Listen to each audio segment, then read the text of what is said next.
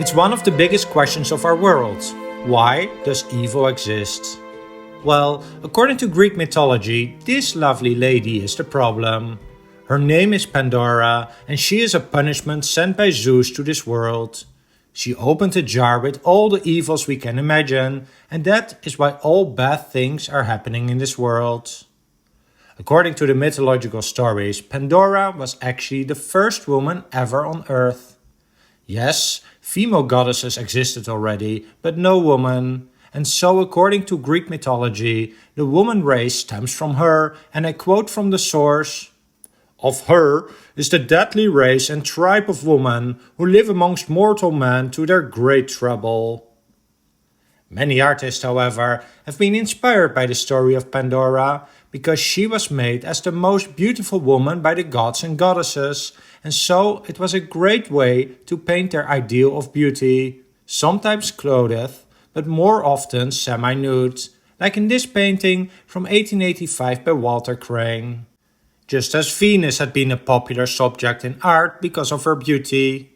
But whereas Venus is usually depicted as a good type of beauty, the warning with Pandora is that she is the dangerous type of beauty, gorgeous and seemingly innocent, but the origin of evil.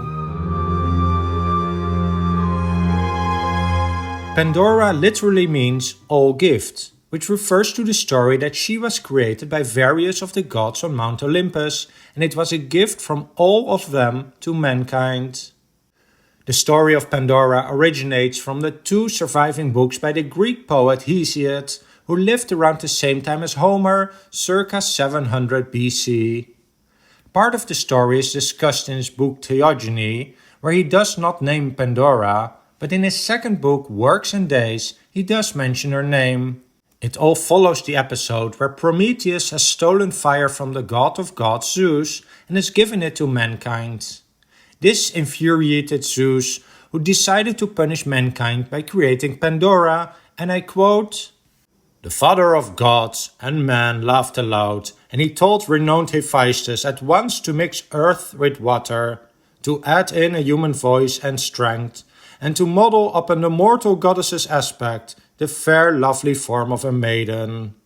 Athena he told to teach her crafts, to weave the embroidered web, and golden Aphrodite to shower charm about her head, and painful yearning and consuming obsession.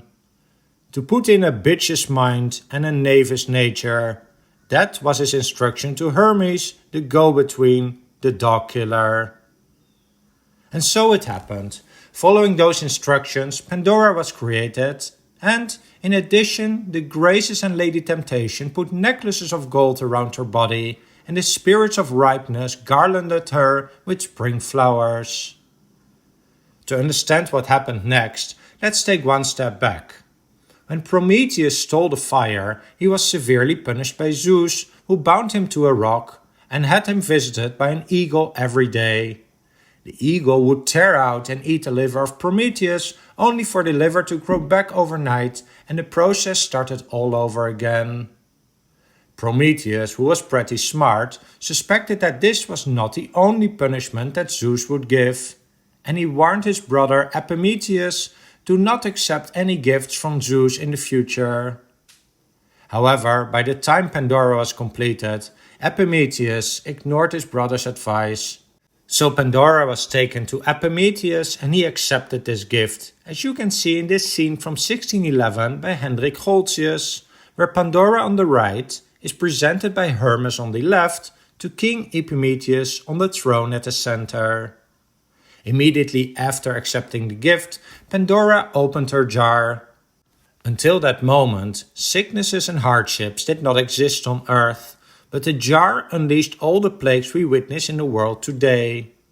And on top of that, Zeus made sure that Pandora closed the jar just in time for one thing to stay trapped inside, and that was hope.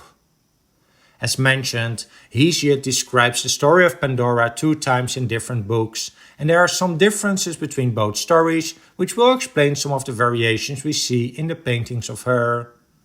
For example, one story explicitly mentions that the goddess Athena adorned her in a gleaming white garment, a golden diadem, and an embroidered veil.